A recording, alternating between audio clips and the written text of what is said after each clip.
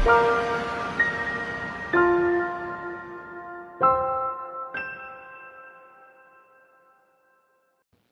Lord's Day po sa inyong lahat. So ayan po ninyo nakabukas yung Bible niyo sa Ephesians chapter 1. Balita ko last week ay napakahaba ng pinag-aralan ninyo. Hebrews chapter 7. And so ngayon ay 2 verses lang po yung pag-aaralan natin. So we'll start a new sermon series sa letter ni Paul sa Ephesians. So pag-aaralan lang po natin ngayon ay verse 1 at verse 2. And sabi na iba siguro sa inyo ay, siguro ay maikli lang to, 2 verses lang at hindi kami gugutumin. So kami po ay nangangako ng mga preachers dito sa church. Hindi po namin kayo gugutumin every time na kayo po ay makikinig ng salita ng Diyos. We will make sure na kayo po ay mabubusog sa salita ng Panginoon. And so, meron mga new faces ako na nakikita. Baka lang naninibago kayo sa ilan sa ginagawa natin every Sunday, especially sa preaching of the Word of God. Gusto po naming sabihin lang, kung mga matagal na kayo dito, member kayo ng church, alam na ninyo kung ano yung ginagawa natin. Alam na ninyo yung conviction natin na yung faithful exposition of the Word of God. Now, we make sure every Sunday ay naipapaliwanag mabuti kung ano yung salita ng Panginoon. And some of you, maaaring galing din sa church na mayroong ganong conviction. Pero some of you, maybe na-expose kayo sa isang church na ang typical na sermon every Sunday ay topical. So, ibig sabihin, kapag February, ang topic natin ay love. So, it's love month. Kapag March, let's talk about family. Kapag April, let's talk about money. Okay. Walang masama hindi ko sinasabi na totally masama yung topical preaching. We also do that occasionally. And it's helpful. Kung yung pagpapaliwanag ng topic na yon, about love, about family, ay nanggagaling siyempre sa faithful exposition or explanation ng salita ng Diyos. Pero, we only do that occasionally. So yung main diet natin every Sunday ay yung exposition ng Word of God. So we'll start Ephesians. Sisimulan natin sa chapter 1 verse 1 hanggang matapos natin after ilang months, hindi ko alam kung gaano katagal, yung chapter 6 hanggang chapter 6 verse 24. And we're doing that to make sure na hindi yung sarili nating agenda yung nasusunod. Hindi kung ano yung paborito ko na topic na i-discuss sa inyo. O kaya kung ano yung ina-expect ninyo na mapakinggan kasi ito yung practical, ito yung relevant. But yung agenda ng Panginoon ang nasusunod. And so, ginagawa natin yan kasi we believe sa verbal plenary inspiration ng Scripture. So, ano ibig sabihin? 2 Timothy chapter 3 verse 16, all Scripture is breathed out by God. So, ibig sabihin, ng lahat ng kasulatan ay lahat. So, ibig sabihin, yung kabuuan ng Biblia, mula Genesis hanggang Revelation, ay salita ng Diyos. So, kailangan pag-aralan natin yung buong Biblia. Hindi ko lang alam kung may buhok pa ako kapag matapos natin itong buong Bible sa sermon series. And we also believe sa verbal plenary. Pag sinabing verbal, ibig sabihin, bawat salita na sinasabi ng Diyos ay mahalaga. Sa bawat salita ay iintindihin natin kung ano yung ibig sabihin. So, ibig sabihin, hindi natin basta-basta lalaktawan. Ay, mahirap itong pag-aralan. Doon na tayo sa chapter 2. Ay, medyo controversial yung passage na ito. Iwasan natin yung controversy. So, because we believe that every verse, every word dito sa Biblia ay kinasihan ng Diyos, ibig sabihin, mahalaga. So, gaano man ka-tempting sa akin na dumiretso na tayo mula sa verse 3 hanggang verse 14, kasi ito yung isang passage sa Scripture na pinaka-paborito ko. Kaya nga yung title ng sermon series natin ay Tunay na Yaman kay Kristo. Yung makita mo dito sa passage na ito, yung sinasabi ni Paul na ito yung mga blessings na ibinigay na sa atin ng Diyos. So, pag-aralan na natin yung verse 3. pwede na siguro natin laktawan yung verse 1 and 2. Kasi ano bang ginagawa lang dito ni Paul? Sabi niya, verse 1, mula kay Pablo na apostol ni Kristo Jesus ayon sa kalooban ng Diyos, para sa mga hinirang ng Diyos na nasa Efeso at tapat na sumasampalataya kay Kristo Jesus, sumainyo nawa ang kagandang loob at kapayapaang mula sa Diyos na ating Ama at sa Panginoong Jesucristo. So, mukhang malinaw naman. At simple lang naman yung sinasabi dito ni Paul. Kasi sinasabi din niya to sa ibang mga sulat niya. Sinabi niya dito kung sino yung sumulat. Sino? Si Pablo. Sinabi niya kung sino yung sinulatan niya. Sino? Ay, yung mga Christians sa Ephesus. Tapos bumati lang naman siya. Hi, hello, kumusta na kayo? So, doon na tayo sa verse 3. Pero next week pa yung verse 3. Dito muna tayo sa verses 1 to 2. So, hindi po natin ito lalaktawan kasi kailangan makita natin na yung sinasabi dito ni Paul ay hindi lang siya basta-basta bumabati sa kanila. Kumusta na kayo? I hope you're doing well. Okay. Pakinggan na ninyo kung ano yung sasabihin ko. Merong theological significance yung sinasabi niya dito. If we are paying attention, ang ginagawa dito ni Paul ay simula pa lang nilalatag niya na yung ilan sa mga tema na tatalakay niya all throughout this letter. And so kung babasahin mo ulit, makita mo na sa verse 1, hindi lang naman niya sinabi yung pangalan niya eh. Sinabi niya kung siya ay apostol ni Kristo Jesus. Paano siya naging apostol? By the will of God. And then sinabi niya sa verse 1 pa rin, na hindi lang naman mga, hindi lang basta kayong mga taga-Epeso. Sinabi niya na kayo ay faithful in Christ Jesus. Tapos di lang naman siya basta bumati na grace and peace. Sinabi niya na yon ay galing from God our Father and the Lord Jesus Christ. Di ba pa ulit-ulit? It's about God our Father, it's about the Lord Jesus Christ. So, 2 verses pa lang, makita mo na ito ay theologically significant. And so, we need to pay attention kung ano sinasabi dito ni Paul sa first 2 verses. Kasi makakatulong ito sa atin para maset yung mind natin, para masanay tayo kung paano natin ngayon papakinggan yung kabuuan ng sulat niya. And applicable ito, hindi lang sa sermon series natin, sa Ephesians, when you're listening sa Hebrews, or kapag magbabasa tayo ng Bible reading natin this week, sa Exodus, na nade-develop na yung mindset natin or yung attitude natin, paano ba natin pakikinggan yung salita ng Diyos? So, merong tatlong malinaw na bahagi yung verse 1 and 2. Sa verse 1, makita natin sino yung sumulat. Pangalawa, verse 1 pa rin, makita natin kung sino ang sinulatan. Tapos sa verse 2, makita natin ano yung pagbati niya. Pero kung titingnan mo, merong theological significance yung tatlo na ito.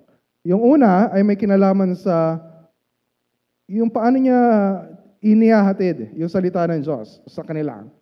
And then yung pangalawa, makita natin na paano ba nila dapat tanggapin ngayon yung salita ng Diyos. And then yung pangatlo, makita natin na hindi lang ito basta pagbati, kundi andun yung kanyang prayer and wish para sa kanila. Makita natin na ito yung pakinabang sa atin ng salita ng Diyos. So, isa-isahin po natin yun. Unahin natin yung tungkol sa delivery o paghahatid ng salita ng Diyos. So, sino yung sumulat dito? Malinaw sa Bible natin na nakalagay na si Paul yung sumulat nito. Pero during recent years, may mga Bible scholars na sinasabi na may ebidensya daw na malamang ay hindi si Pablo yung sumulat nito. Pero we don't have enough evidence para sabihin na hindi siya sumulat. Kasi malinaw nga dito na ito ay mula kay Pablo. Pinakilala niya yung sarili niya na apostol ni Kristo Jesus ayon sa kalooban ng Diyos. So, when you compare this sa sinulat niya sa 1 Corinthians, 2 Corinthians, Colossians, 1 Timothy, 2 Timothy, makita natin na hawig. Yung hindi masyado nagbabago yung introduction niya sa sarili niya. So merong 13 letters na sinulat si Paul. So isa yung Ephesians na sinulat niya. Pangalawa lang si Paul sa pinakamaraming naisulat sa New Testament. Yung pinakamarami ay si Luke. Dahil yung Gospel of Luke at Book of Acts ay napakahaba kumpara sa mga sulat ni Paul. So kung alam natin yung story sa Book of Acts, alam natin na yung una nating narinig tungkol kay Paul ay hindi Paul yung ginamit na pangalan sa kanya, kundi Saul. So, ibig sabihin, Saul ay yun yung kanyang Jewish name.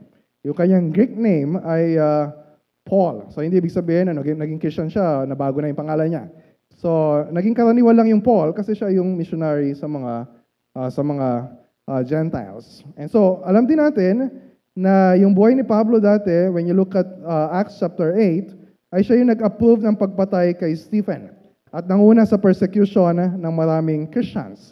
Pero nakita natin sa Acts chapter 9, yung conversion ni Paul, na nagpakita sa kanya mismo ang Panginoong Jesucristo nung siya ay nasa daan papuntang Damascus para ipa-aresto yung mga Kristiyano doon.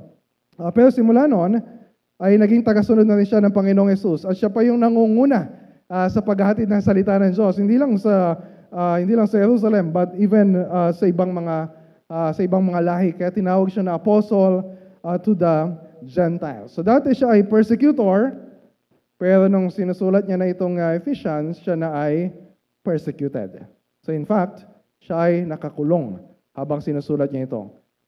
So sinasabi na siya ay nakakulong sa Rome during this time.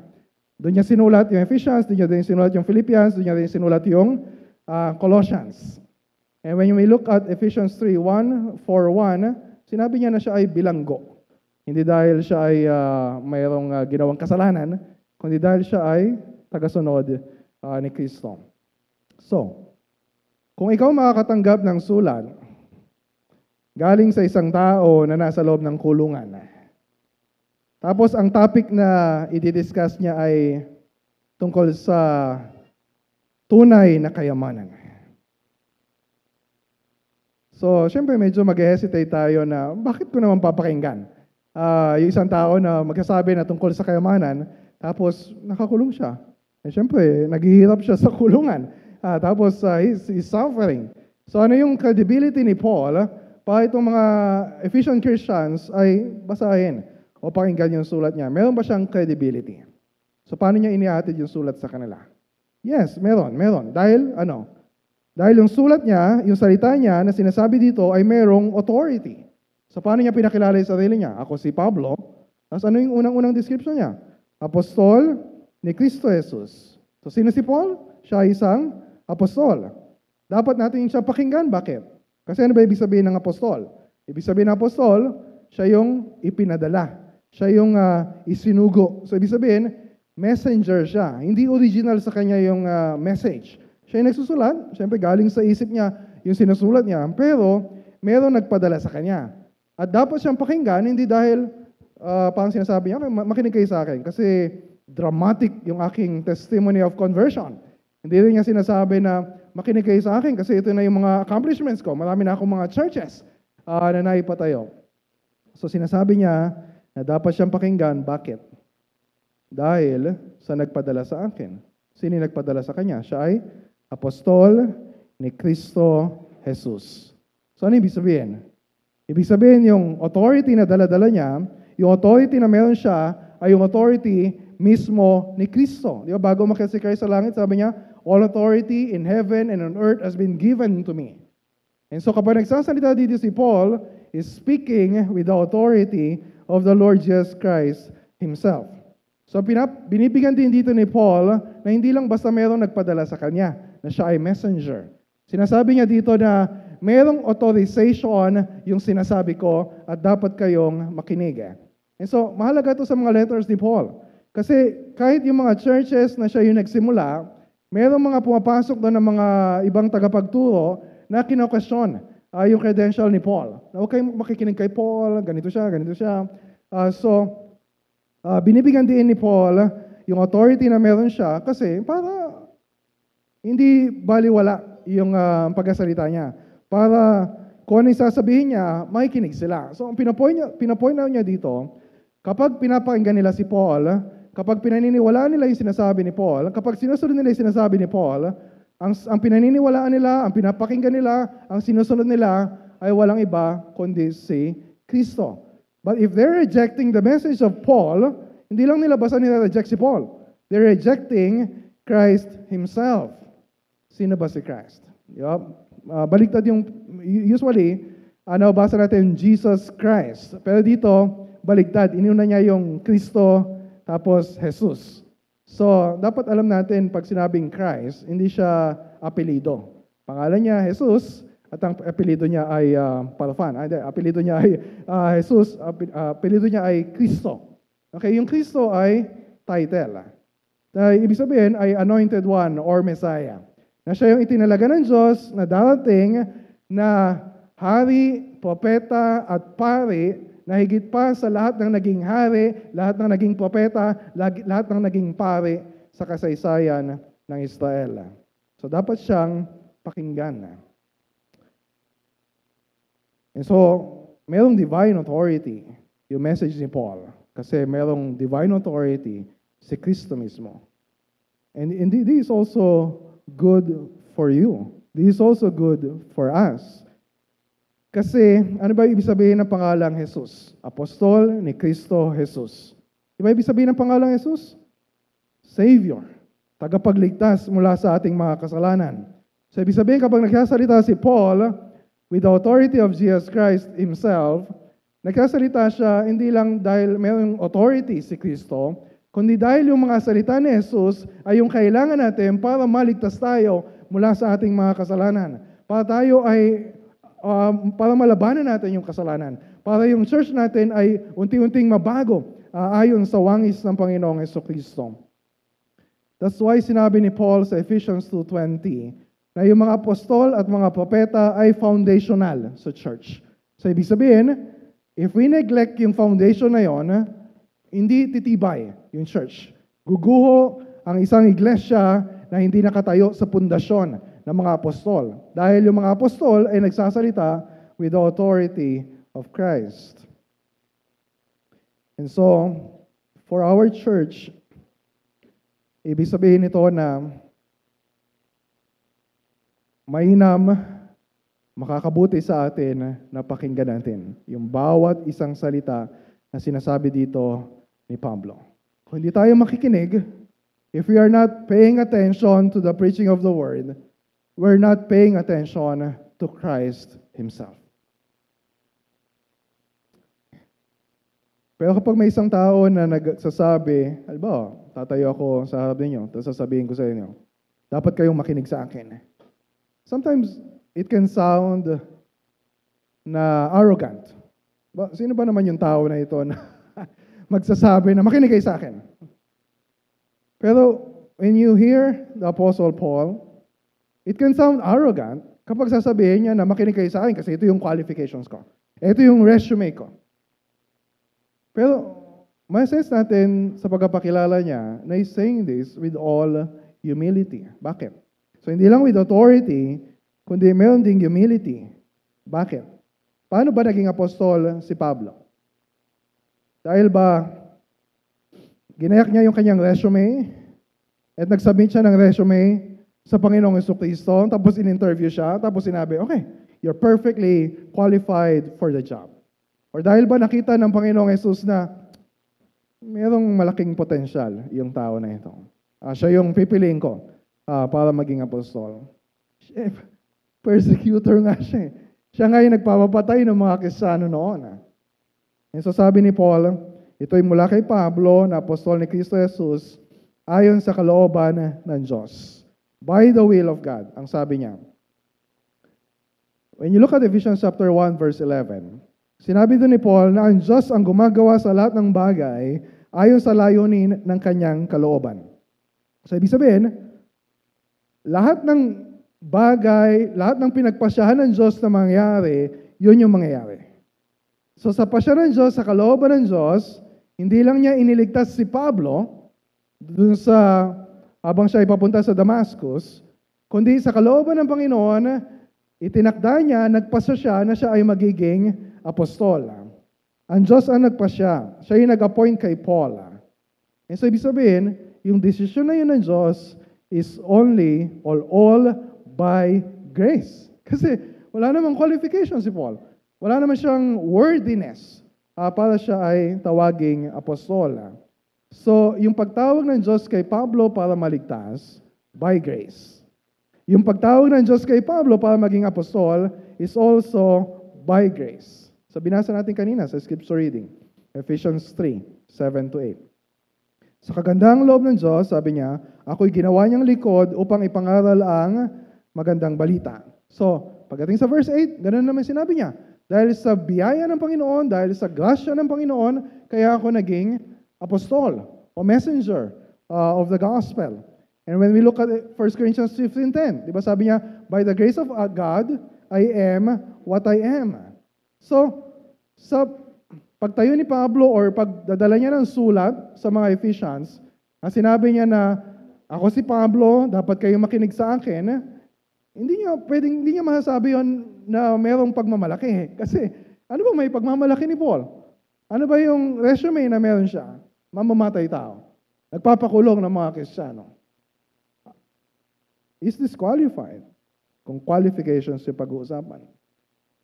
So, yung paghahatid niya ng mensahe sa atin dito sa Ephesians, with authority, merong humility. Kasi kinikilala niya na ito ay ayon sa kalooban ng Diyos. So, anong ibig sabihin nito para sa atin? Pumunta tayo sa church every Sunday. It's good na ito kayo every Sunday. Pero anong attitude yung dinadala natin when it comes to hearing the Word of God? Kinikilala ba natin yung napapakinggan natin every Sunday sa church as long as syempre faithful sa salita ng Diyos? Kinikilala ba natin ito with the authority na galing mismo sa Diyos? Nakikinig ba tayo ng salita ng Diyos o nakikinig ba tayo ng preaching of the Word na kinikilala natin na hindi tao yung napapakinggan natin, kundi Diyos mismo yung nagsasalita sa atin. And when we recognize that, maging katulad din tayo ni Paul, na we submit ourselves, we humble ourselves under the authority of the Word of God. Kaya mahalaga yung susunod naman na pag-uusapan natin. So hindi lang yung delivery ng Word of God, kundi yung reception o yung pagtanggap. Sino ba yung mga tatanggap ng salita ng Diyos? Sino ba yung sinulatan niya? Okay, nasa verse 1 pa rin po tayo.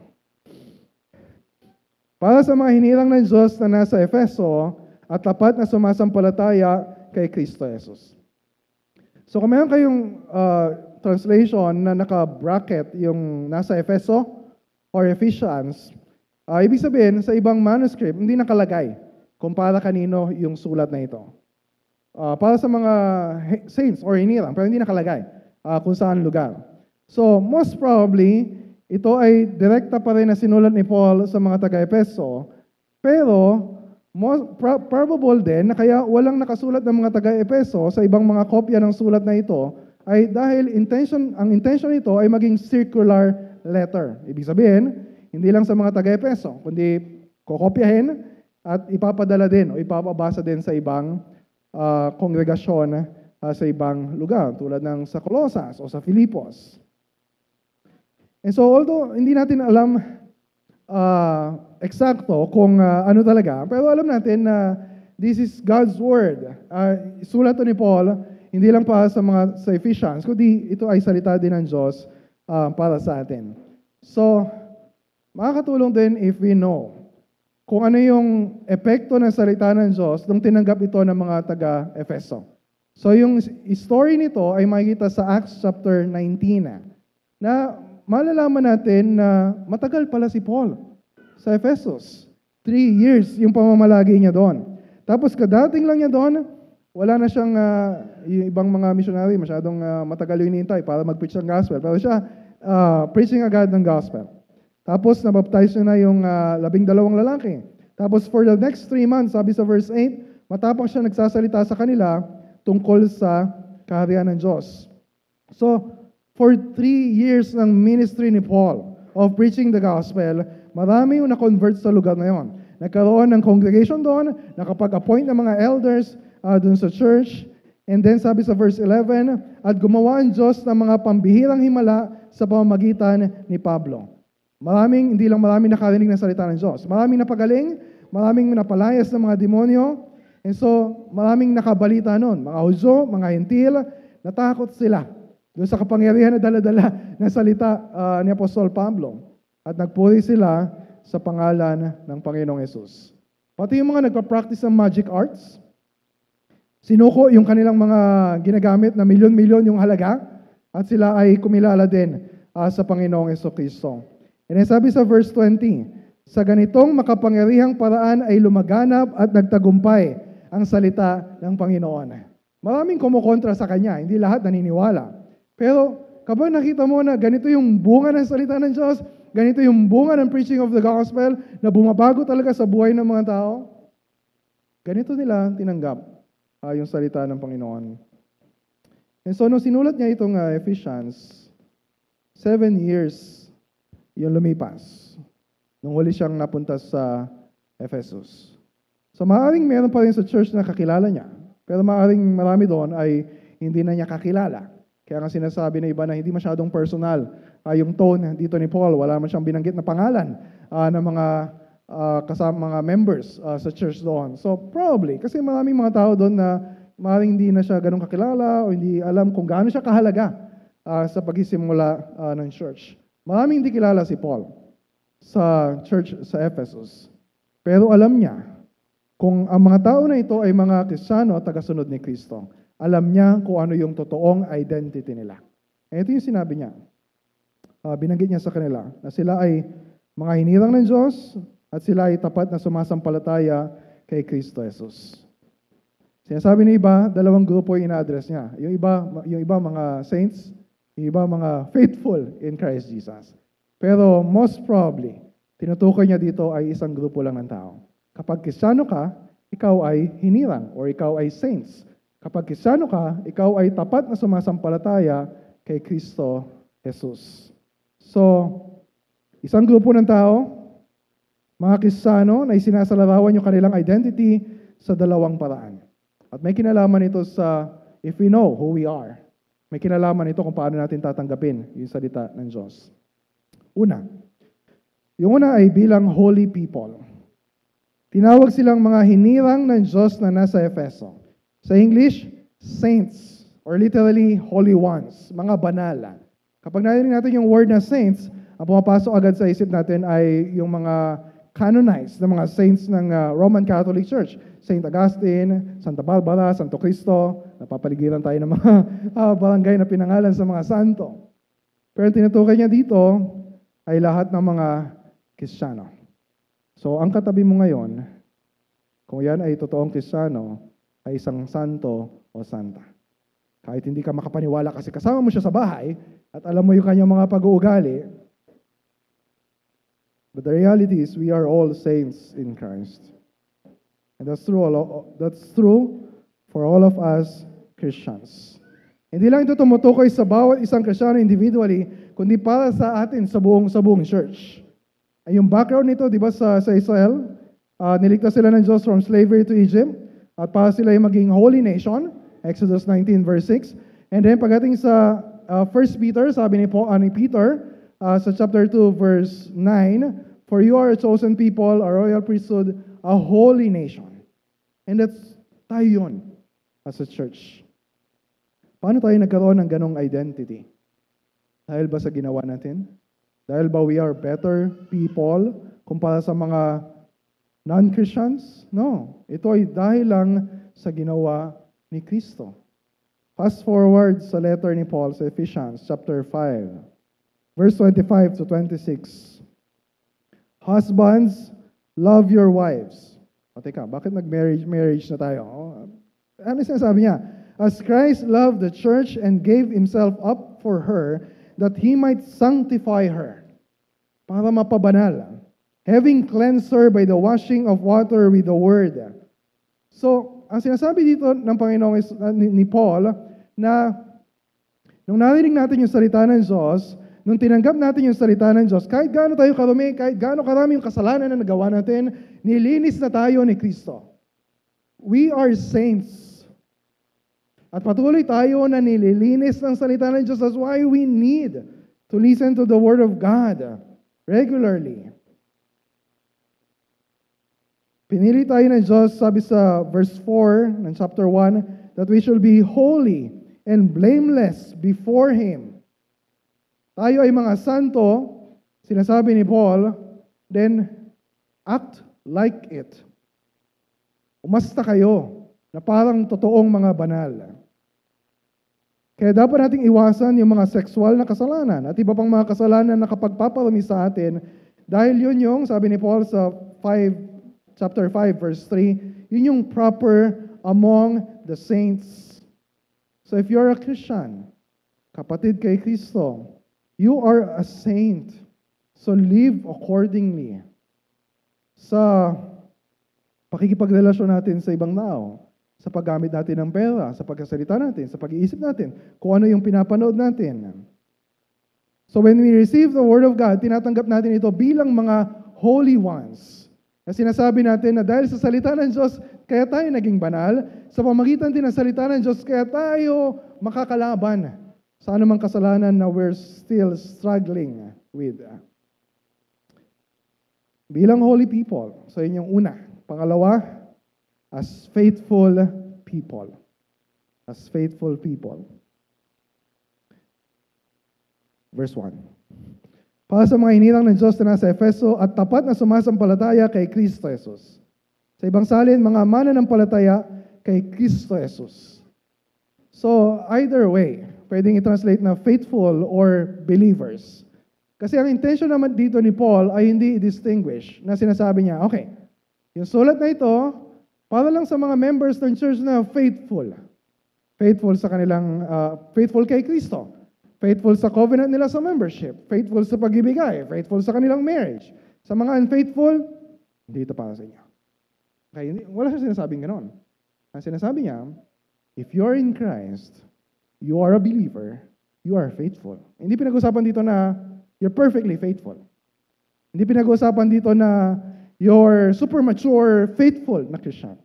Pinag-usapan dito, kung Kristiyano ka, you believe in Christ, nagpapatuloy ka sa pananampalataya kay Kristo at magpapatuloy ka hanggang sa dulo. But if you're not growing in faithfulness, it's probable na you're not a true believer. You're not really in Christ. Pero if you're in Christ, nagpapatuloy ka sa faithfulness. May mga times na hindi ka faithful, but you repent. You ask God for forgiveness. And then, take hold of Christ. So, kaya yung tingin ko dito, yung description sa kanila, hindi yung dahil sila ay holy and faithful. Hindi, sinasabi ni Paul. Pero hindi yun yung emphasis niya. Ang emphasis niya dito, na sila ay holy, sila ay faithful, because they are in Christ. Hindi dahil sa anumang efforts or accomplishments na ginawa nila. Kaya maganda isalin dito na ang salita ng Diyos. Ang sabi, para sa mga pinabanal, mga matatapat na kay Kristo Jesus. So si Christ, hindi lang siya yung object of our faith.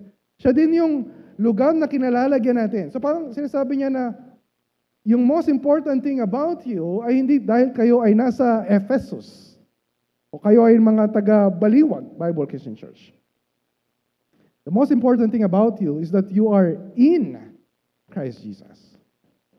Kahit na nasa loob ka na isang faithful or healthy gospel-preaching church, pero if you are outside of Christ, you cannot be holy. Kahit anong effort yung gawin mo, you cannot be holy. If you are outside of Christ, wala kang ibang makakapitan para magpatuloy ka sa pananampalataya. There's no other confidence. Nakatali tayo kay Kristo. So, yon ang primary identity natin bilang mga Kristiyano. So, sabi niya sa mga taga-Efeso, Ephesians kayo, pero hindi yan ang primary identity niyo. We are Filipinos, boboto tayo sa dating na eleksyon, pero that's not our primary identity. We are citizens of the kingdom of God. We are in Christ. So, what does it mean? Every time na we listen to the Word of God, ano ibig sabihin nito? Ano epekto nito sa pagtanggap natin ng salita ng Diyos? Tatanggapin natin ito bilang mga tagasunod ni Kristo. Tatanggapin natin ito with hearts na handa na tanggapin yung sinasabi ni Kristo. I'm a follower of Christ. Yung identity ko nakakabit kay Kristo.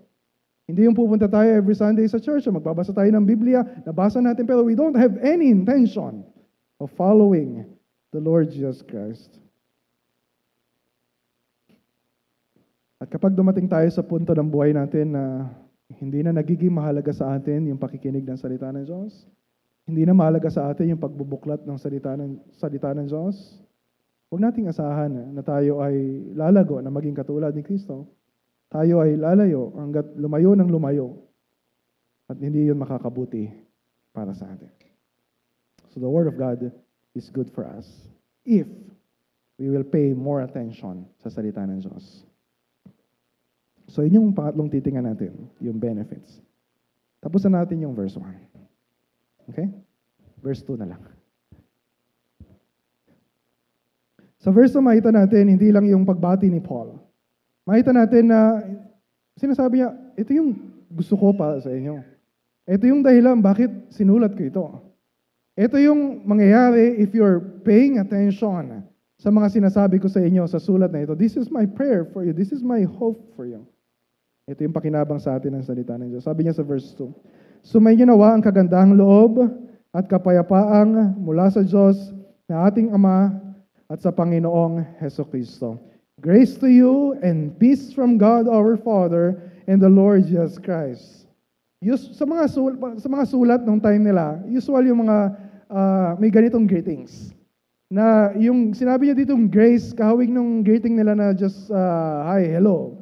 Pero dito, sinabi ni Paul, grace yung charis, ginawa niyang Christian yung greeting na yon. And sinabi niya, grace and peace, na usual sa mga Hudyo, na yung pagbati nila peace sa Hebrew, shalom. And so pag pinagsama yung dalawa na ito ay nagiging distinctive na Christian greeting. And para kanino ito? Sabi niya, grace to you. Kayo na mga hinirang, kayo na mga mananampalataya na nasa Ephesus. So, ibig sabihin, anumang pakinabang na sinasabi niya na meron sa salita ng Diyos, matatanggap ninyo if you are in Christ. Pero kung hanggang ngayon, you're still outside of Christ. Kung hanggang ngayon, nandito ka kasi sinasama ka lang ng nanay mo o ng tatay mo sa church. Kung hanggang ngayon, nandito ka kasi, lumaki ka sa church. Nakakaya naman kapag lilipat ka sa iba o kaya hindi ka na-attend. Hindi ka makikinabang sa salita ng Diyos. Ang dami mo nang napakinggan na sermon every Sunday. But you will not benefit sa salita ng Diyos if you are still outside of Christ. So listen to the Word of God. Pagsisihan mo yung kasalanan mo. Sumampalataya kay Kristo right now. At kapag nakikinig tayo sa salita ng Diyos, ano daw yung nagiging pakinabang nito sa atin? Dalawa, grace and peace. So kapag sinabing grace, kagandahang loob o biyaya, ito ay tumutukoy sa undeserved goodness na galing sa Diyos. Ibig sabihin, wala ni isa man sa atin ang karapat-dapat tumanggap ng kabutihan ng Diyos. Maraming mga kabataan ngayon, mga gumagraduate sa school, maghanap ng trabaho, very entitled. Na parang we deserve a good job. We deserve ganitong malaking salary. We deserve a good life. Pero, when you go sa chapter 2 ng study natin, magiging malinaw sinasabi ni Paul, wala ni isa man sa atin ang deserving of any good thing from God. So, pag sinabi niyang grace, ibig sabihin, tinatanggap natin yung biyaya ng Diyos. Hindi lang ito basta cliche, kundi sabi na isang commentary na ito yung gospel in one word. Na God is dealing with us not according to what we deserve. And this is good news para sa atin. Hindi lang sa moment na katulad ng kay Paul, nung nakita niya si Kristo, na-convert siya, hindi lang yun yung moment na tinanggap niya yung biyaya ng Panginoon. We receive the grace of God every day kapag narinig natin yung salita ni Kristo. Kaya nga yung exposure natin sa Word of God, sa Bible reading. Kaya pinipilit namin kayo na to make sure you attend every Sunday sa church. Kung wala ka man dito, nasa ibang lugar ka, just make sure na kapag Sunday morning, hindi ka lang nagsuswimming sa beach. that you're worshiping with the Lord's people. Bakit? Kasi that's means of grace ng Diyos para sa atin. So grace and peace. So dahil sa grace na yon, ang resulta ay yung kapayapaan. So hindi lang ito yung wala nang problema sa buhay. Maayos na ang lahat. Mabait na ang asawa ko. Wala nang maingay sa bahay. Laging malinis ang bahay. Okay. Ito yung peace primarily in terms of our relationship with God and relationship with other people. Dahil sa ginawa ni Kristo sa chapter 2, mas magiging malinaw ito sa atin, na ipagkasundo na tayo sa Diyos. Hindi na tayo kaaway ng Diyos. Hindi na tayo paparusahan ng Diyos. Itinuturing na tayo ng Diyos na kanyang mga anak. And because we have this renewed relationship with God, hindi lang siya vertical peace, ang dulot nun ay horizontal peace. And this is a word na kailangan marinig ng Church sa Ephesus. Kasi meron doon mga Jews na mga Christians, meron mga Gentiles na mga Christians. At hindi mo yan basta-basta mapagsasama sa pagkain o sa pagkukwentuhan. Pero dahil sa gospel, yung dati magkaaway ay magkasundo na. And then later on, pagdating sa chapter 5, pag-usapan niya yung relasyon ng mag-asawa, yung mga magulang sa kanilang mga anak, yung mga amo sa kanilang mga tauhan. Because we have peace with God, it changes our relationships with other people. And so, we're still struggling sa abilidad natin na magmahal ng ibang tao. We're still struggling. Kasi in-expect natin ng mga tao na magmamahal sa atin, sa family man o kasama natin sa church, will disappoint us, will fail us. So, we need this word. We need yung Ephesians. We need the gospel to i-press natin, ibaon natin ng mas malalim pa sa puso natin so that we'll experience more of the grace of God, more of the peace. Nasabi ni Paul, saan daw nanggagaling yung grace and peace na yon?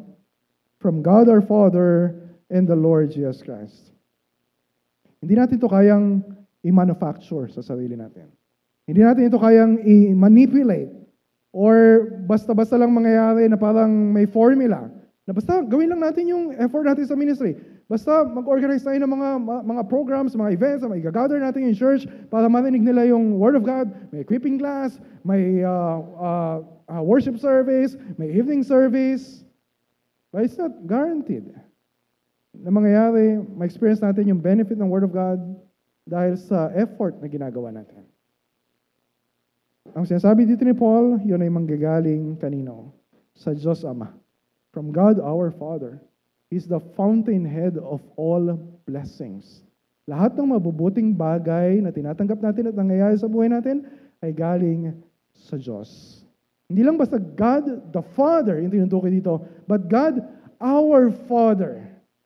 Mas makikinabang tayo sa salita ng Diyos if we have this relationship with God, our Father. If we belong to the household of God. Kung tinatanggap natin yung salita ng Diyos bilang mga anak ng Diyos na nakikinig sa Kanya, our Father, ano po yung gusto niyo sabihin sa amin? At paano dumadalo yung mga pagpapalang ito sa atin from the Father? Hindi lang from God our Father. Sabi doon, God our Father and the Lord Jesus Christ. So dahil sa ginawa ni Kristo, dumadalo yung pagpapala ng Diyos sa atin. Dahil sa ginawa niya sa krus, inako niya lahat ng kasalanan natin, dumadalo yung pagpapala ng Diyos sa atin. At mangyayari yon kung kikilalanin natin si Kristo as our Lord, as our Savior, as our King. So wag nating aasahan na we're listening to the Word of God every Sunday, pero we're rejecting the authority of God our Father. We're rejecting the authority of Christ our Lord. Huwag nating aasahan na makikinabang tayo sa salita ng Diyos. But if we humble ourselves, bilang mga anak ng Diyos, bilang mga tagasunod ni Kristo, ito yung pangako sa atin ng Diyos. This word will bring us good, will be beneficial sa atin. So, Ito yung first two verses ng Ephesians. So nakita natin na inihati dito ni Paul sa atin with authority, with humility. So we submit sa word ni God. At tinatanggap natin yung salita na ito bilang holy people, mga ibinukod ng Diyos para sa Kanya, bilang faithful people, bilang mga tagasunod ni Kristo. At nakita natin na, yes, we need to listen to the Word of God. Dahil malaking pakinabang nito sa atin. Ang biyaya ng Diyos, ang kapayapaan ng Diyos, dumadali sa atin at work sa atin. If you're listening, if you're faithfully paying attention to the Word of God. So, ito yung sulat ni Apostol Pablo. Kapag mayroong dumating na sulat sa atin, depende yung attitude natin. Depende yung response natin kung saan galing. Kapag galing yun sa naniningil ng utang, iba yung response natin. Kapag galing yun sa Meralco at nakalagay yung disconnection notice, iba din yung response natin. Nagmamadali tayo siguro na sumugod na magbayad. So, yung sulat na dumating sa atin, yung response natin, nakadepende kung saan, kanino galing, kung para sa atin, kung di naman para sa atin, bakit natin babasahin? At kung ano yung nakasulat doon. If it's really good for us to pay attention. Ganun din kapag may tatawag sa atin. Hindi naman lahat ng tumatawag sa atin, sinasagot natin yung tawag. Hindi naman lahat ng tumatawag sa atin, kinakausap natin or we're paying attention. But if we know na yung sulat na ito ni Apostol Pablo ay hindi lang sulat ilang libong taon dahil nakakaraan sa isang grupo ng mga tao na hindi naman natin kakilala, parang hindi naman natin kaano-ano. But if we know that this letter is God's Word Himself, at dahil ito ay galing sa Diyos at para sa atin, it is really good for us. Malaking magbabago sa attitude natin every Sunday sa church. Malaking magbabago. Kung paano tayo nasasabik na pumunta sa church every Sunday. Malaking magbabago.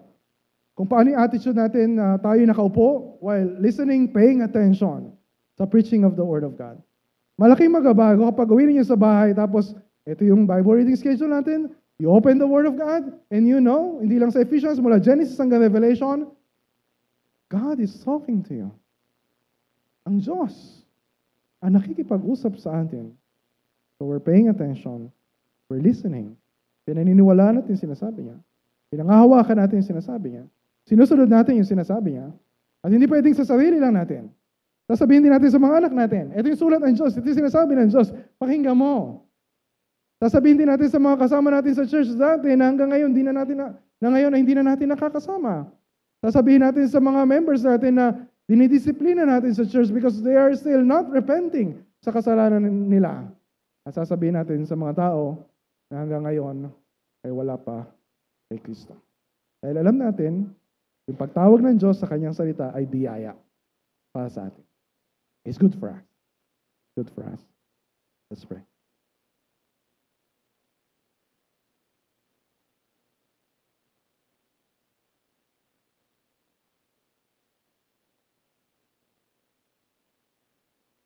Our Father in heaven, this is your word.